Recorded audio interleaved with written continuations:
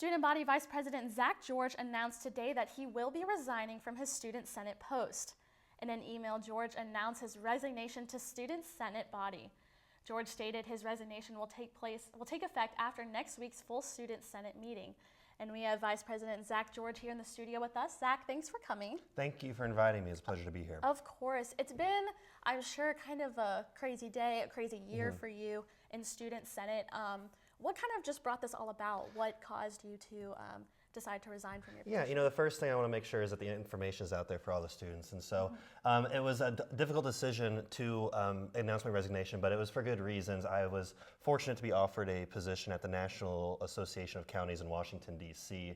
For those who know me, that's kind of been where I've been focusing my future career efforts with my academic background in political science and public administration. So it kind of just came to me in the last couple of days, and so it was an offer I couldn't refuse, but it was a difficult decision to resign, but it's the right thing to do to make sure that Student Senate is fully functioning and operating efficiently. Absolutely, and you know, you only have a few weeks left in your position anyways.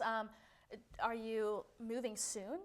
Is that what caused you to make the decision now? Yes, I'm going to be moving to Washington, D.C. in 2 weeks, and you know,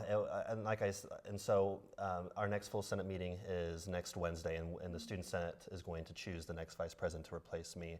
And with spring break, there's still there's still over a month left in the term of office, and so we want to make sure that we get someone picking up the work that I was finishing. But still, even though I only have a couple of days left, it hasn't stopped from what I'm hoping to accomplish for the next couple of days. Tonight, our committee system is reviewing a resolution in support of making KU tobacco free.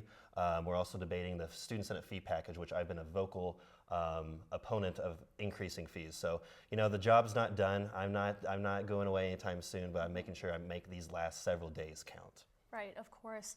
And speaking of someone taking your position, what maybe advice do you have for them? What's some things you've learned while being in office that you would pass along to them for the future? Yeah, you know, I think making yourself available is important. You know, what I've learned is that people want to be heard, people want to be listened to, and it's important that in these positions that everybody gets an opportunity to voice their opinions and do what you can to best move forward to position the University of Kansas in a good spot. So that's what I've learned, and you know, the last thing I want to finish on is that it has been an outstanding honor to be able to hold this position. Waking up every day knowing that my job is to represent and serve the Jayhawk community, it's one of the greatest pleasures I've ever had, and it's going to be something I will remember for the rest of my life. So it's with a heavy heart to announce this, but you know, my future is, I've always been devoted to public service, and I have an opportunity to enhance that in Washington, D.C. So I'm excited to go, but I'll always be a Jayhawk, and I'll be visiting the nest frequently. Good. One last thing that we wanted to ask you before we sign off. You know, this year, like you mentioned in your email, has been kind of a difficult one. A lot was going on with the Senate, especially with the impeachment situation that happened.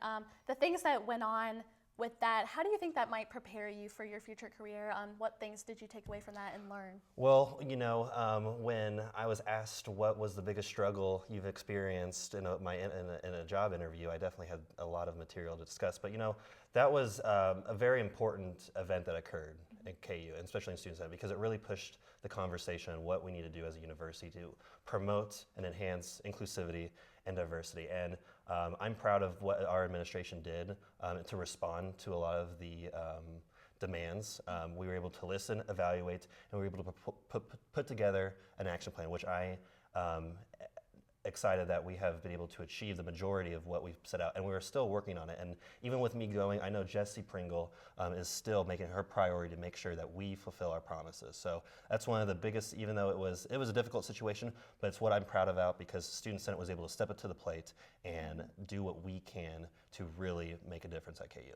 Right, absolutely. And speaking of Jessie Pringle, what is the replacement process going to be like? Is she going to be kind of working on her own, or is someone going to come in and take over? Well, I've had limited contact with her. She's in Washington, D.C. right now, advocating for students in higher education with our members of Congress. So I'm definitely going to be meeting with her tomorrow and discuss our steps moving forward. But it is a lot more clearer process. The Student Senate is going to have nominations on who they want to replace, and there'll be speeches, and there'll be an overall vote.